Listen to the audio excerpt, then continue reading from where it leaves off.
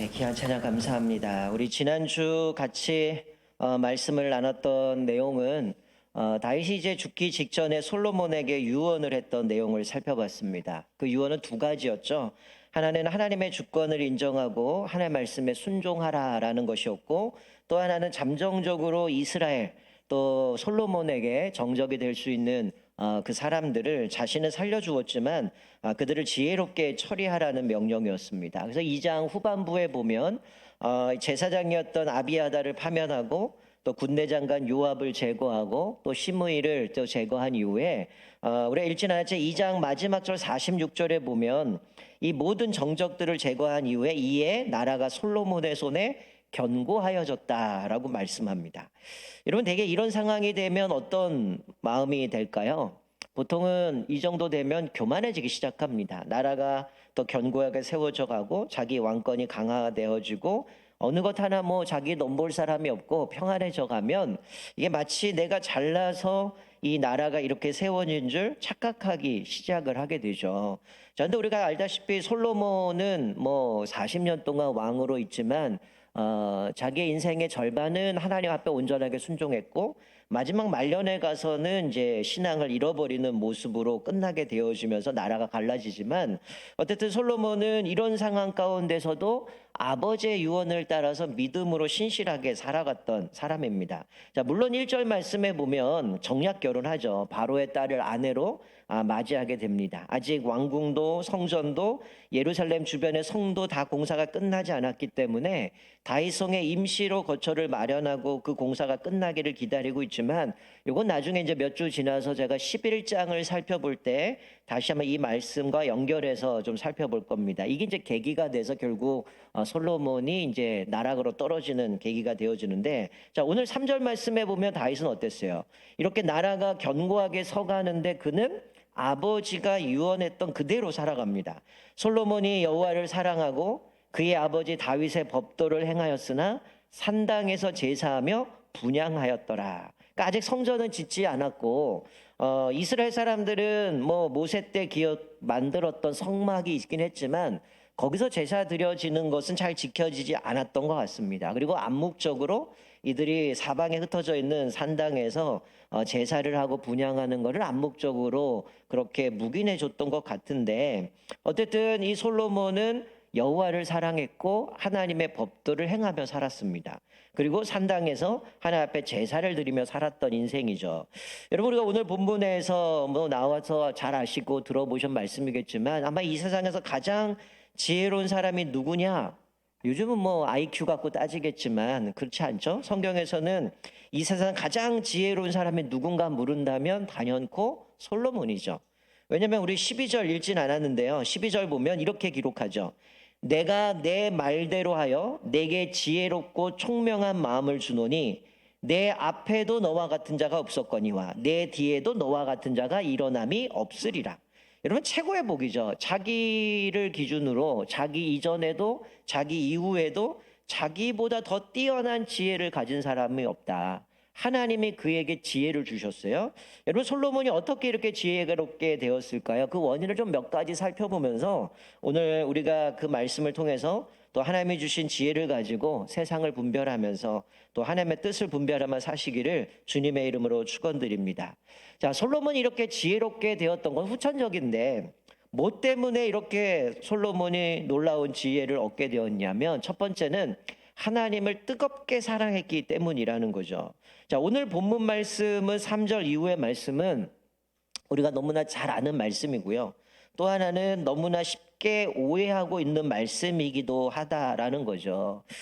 3절부터 5절 말씀을 보면 솔로몬이 여호와를 사랑하고 법도를 행하였고 그래서 산당에서 제사를 하며 분향을 합니다.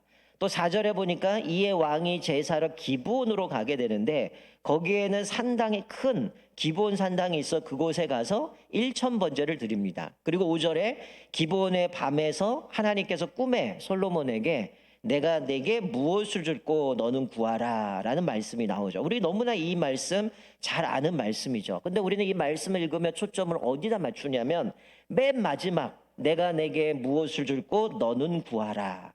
이런 흐름상 어떻습니까? 1,000번제를 드리고 하나님이 묻죠. 내가 내게 뭘 줄까? 그래서 하나님 앞에 구해서 자기가 뭔가 마치 내 소원을 이루기 위해서 1,000번째 드리고 그리고 뭔가 자기 소원을 이루는 것처럼 착각을 합니다.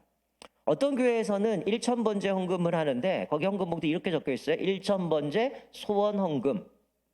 이런 거 성경적이지 않습니다. 여러분 오늘 본문 말씀 보면 1,000번째가 솔로몬의 동기가 뭐예요?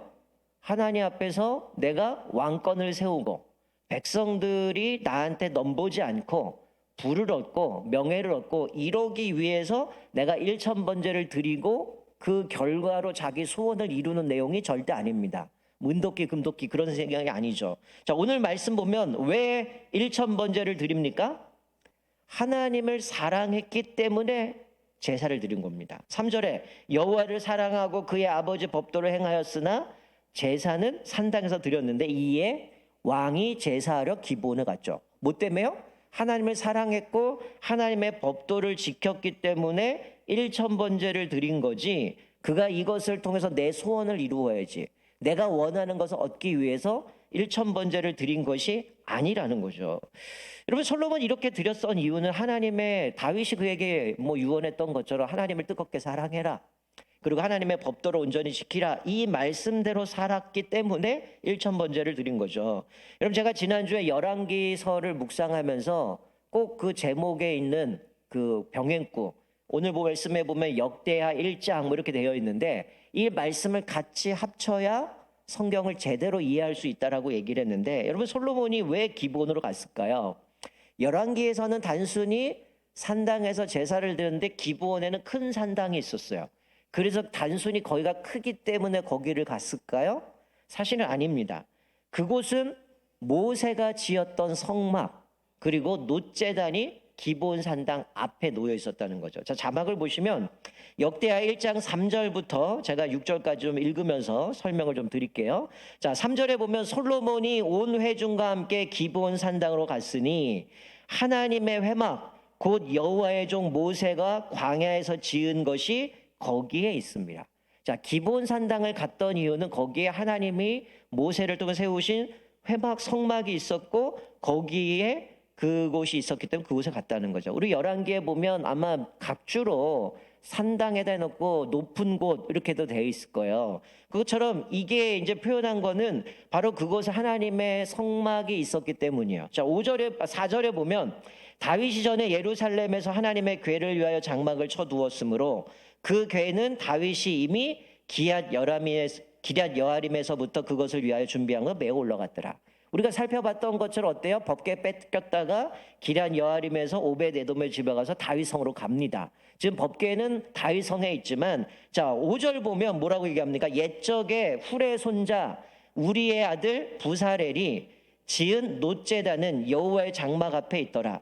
솔로몬이 이 회중과 더불어 나아가서 6절 여호와 앞 곧 회막에 있는 놋제단에 솔로몬이 이르러 그 위에 1,000마리 희생으로 번제를 드렸더라. 그러니까 기본 산당에 간 이유는 그곳에 하나님의 성막이 있었고 놋제단이 있었기 때문에 회중과 함께 그곳에서 하나님 앞에 제사를 드렸는데 역대기는 뭐라고 기록합니까? 1,000마리의 희생으로 번제를 드렸다라고 말씀하죠. 여러분 학자들이 1,000마리의 희생양을 드리려면 대략 7일에서 8일 정도를 제사를 드려야 된다라는 거죠. 여러분 왜 이렇게 제사를 드렸어요? 앞에서 말씀드린 것처럼 하나님을 사랑했기 때문에 제사를 드린 거죠. 내 소원을 이루려고 제사를 드린 게 아니라는 거죠. 여기가 1,000번 드린 제사가 아니라 뭐라 그랬어요? 대역대기에는 1,000마리를 드렸다는 거죠. 문자 그대로면 1,000마리를 드렸다라고 해석할 수도 있고요. 좀 상징적으로 1,000이라는 숫자가 최대한이라는 의미가 있어요. 그러니까 솔로몬이 자기가 하나님 앞에 드릴 수 있는 최대한 정성을 다해서 하나님 앞에 드렸다라고도 해석할 수 있습니다. 여러분 만약에 이게 우리가 흔히 오해하는 것처럼 헌금 봉투에다가 1번 그 다음날 2번 매겨서 1,000일 동안 하루도 안 빠뜨리고 1,000일을 다 하고 나서 하나님 내 소원 이건데 들어주세요. 이 목적이었다면 여러분 생각해 보세요. 솔로몬이 예루살렘에서 기브온까지 거리가 12km입니다. 여러분 요즘 차로 12km는 아무것도 아니지만 이 당시에 왕이니까 마차를 타고 가도 오늘 본문에 회중이 같이 간단 말이에요. 그러면 12km 떨어진 거리를 회중과 함께 매일 아침에 뭐 출발했든지 12km를 가서 제사를 드리고 거기서 다시금 돌아옵니다. 그리고 그 다음날 또 12km를 가서 제사 드리고 돌아오는데 며칠을 해야 됩니까? 천일을 하려면 며칠이에요? 3년이 넘어가요. 여러분 왕이 왕으로 등극해갖고 3년 동안 매일 12km 걸어서 갔다가 제사 드리고 또 왔다가 그 다음날 갔다가 이러면 어떨까요? 국정 운영이 안 되죠. 왕이 3년 동안 그것을 해요. 그러고 나서 내 소원이 뭐냐? 자기가 이루고 싶은 걸 그걸 원합니까? 아니거든요.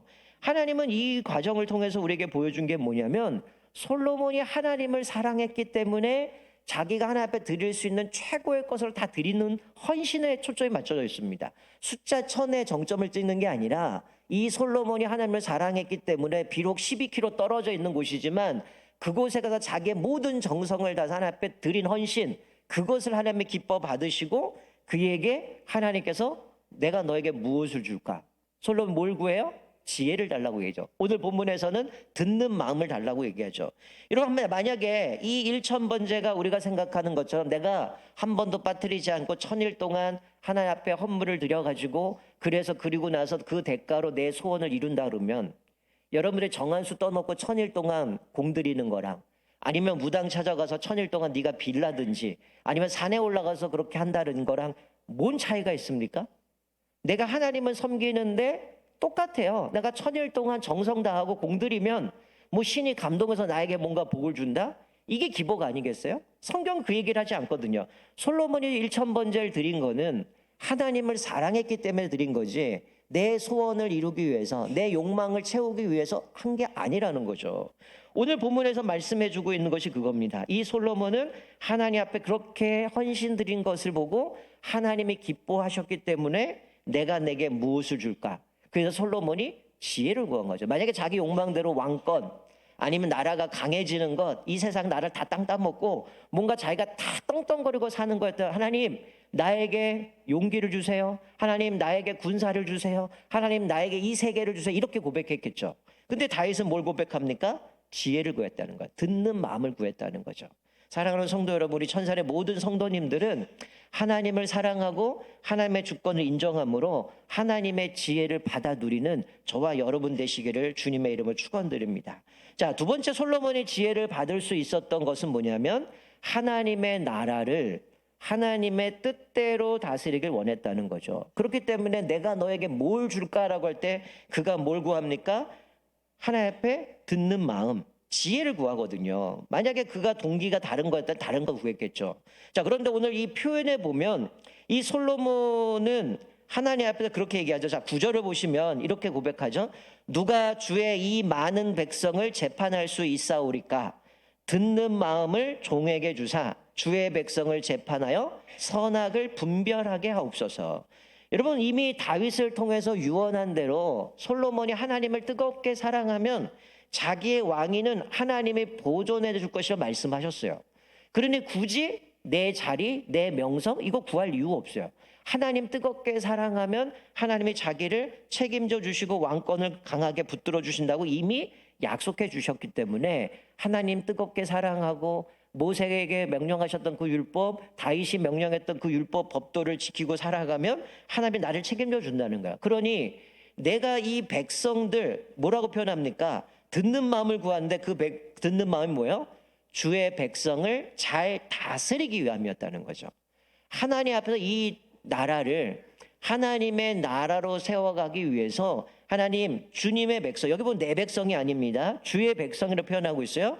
주의 백성이를 다스리는, 즉 이 얘기는 무슨 얘기냐면 나는 하나님 앞에서 왕이지만 이 세상을 창조하시고 만왕의 왕이신 하나님의 진정한 왕이기 때문에 나는 대행자라는 거예요. 내 백성이 아니라 주님의 백성을 내가 그들을 잘 이끌어 가야 되고 그들을 잘 다스려야 되는데 하나님 그러기 위해서 나에게 듣는 마음을 주십시오.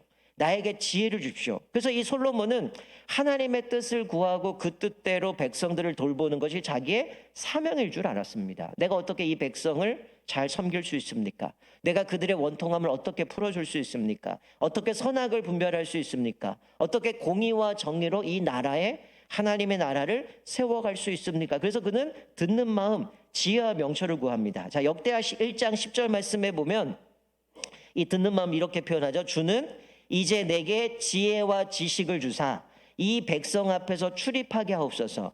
이렇게 많은 주의 백성을 누가 능히 재판하리일까? 우리 열왕기에 보면 그들 셀 수도 없고 너무나 많은데 내가 어떻게 이들을 돌볼 수 있습니까? 나는 작은 아이입니다.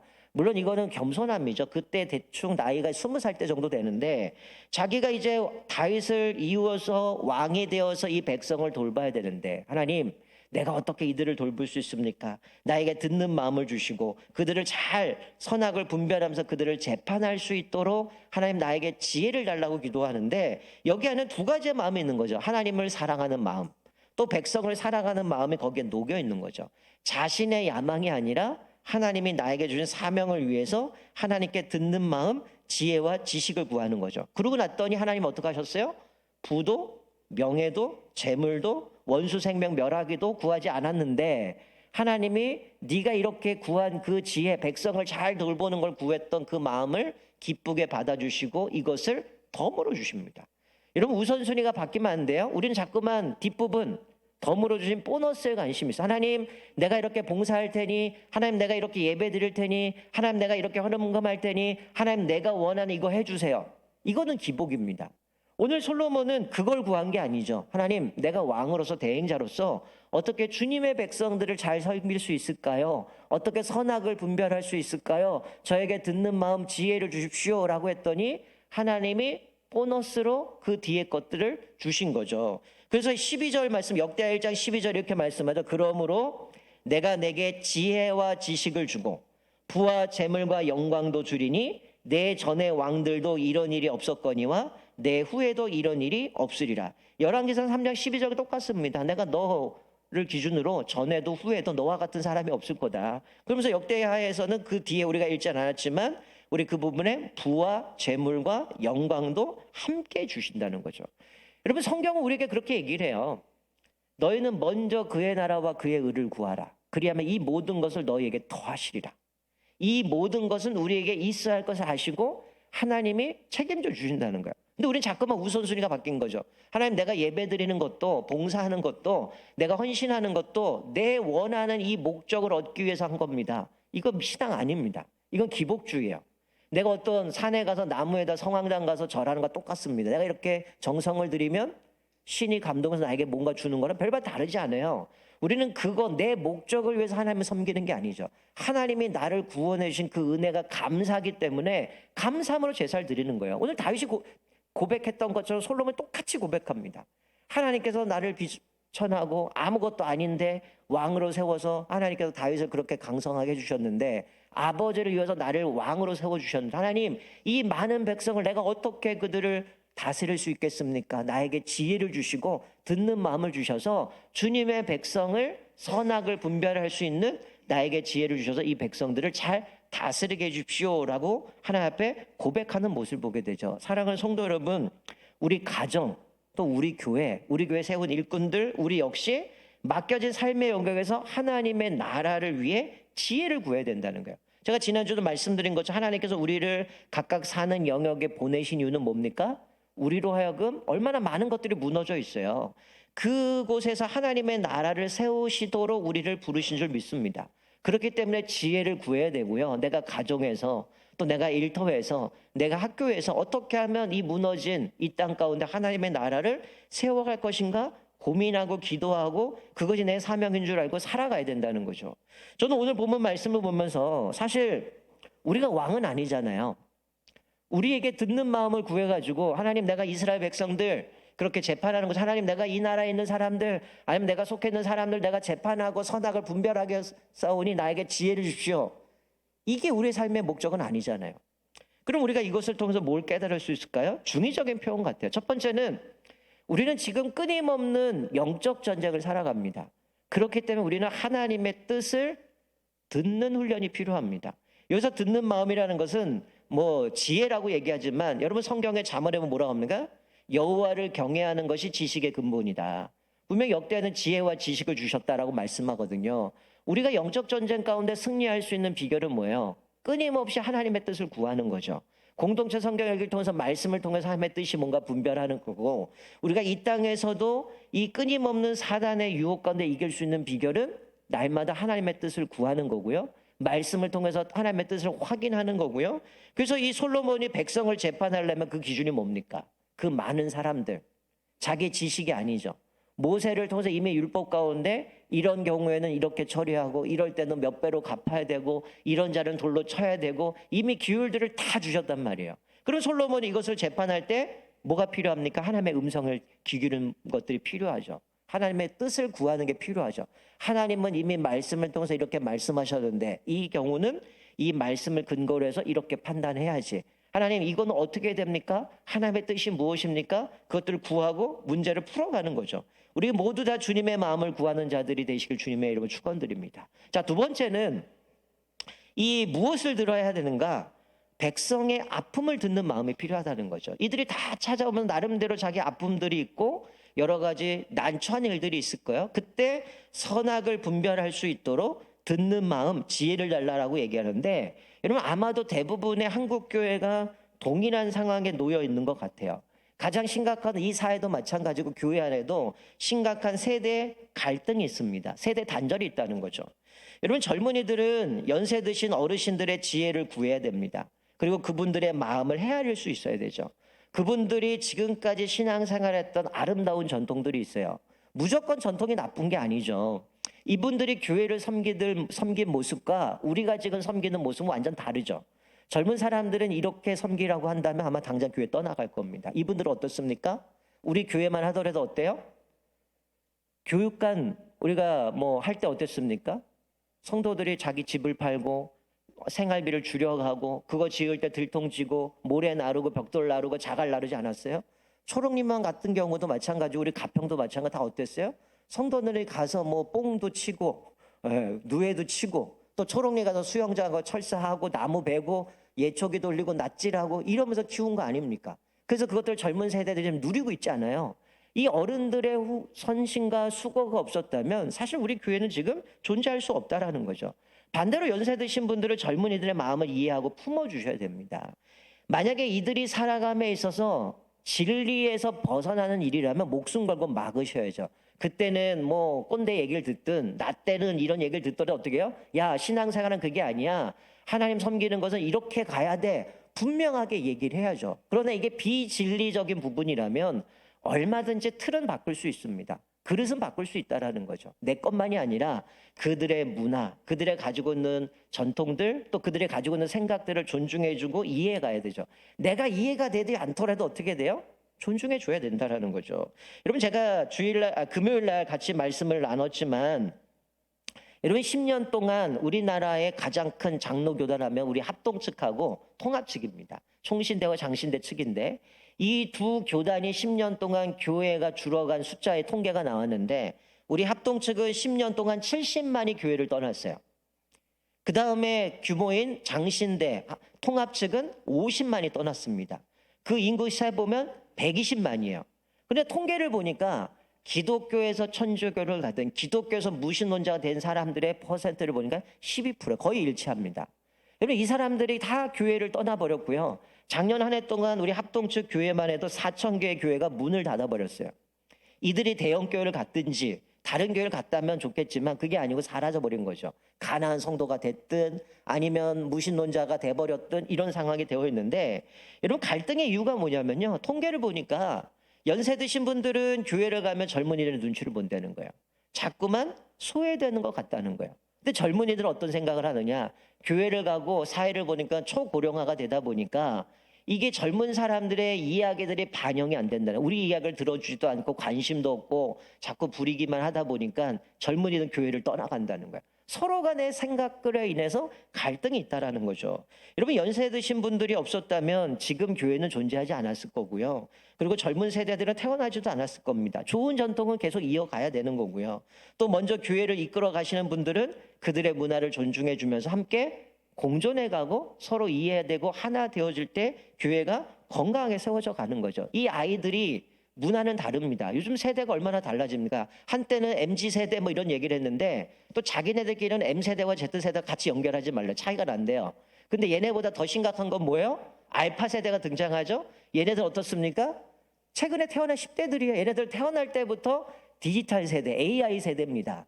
그러니 우리 생각하고 그들의 생각은 완전 다르죠. 가상현실 속에 살았던 애들인데 여러 가지 시대에 완전 급격하게 달라지면서 자녀들과 부모 사이의 갈등, 또 교회 안의 갈등이 있는데 몇 년 전에 이 통계를 보니까 20대와 60대의 그 세대 간의 갈등이 엄청난 갭이 큽니다.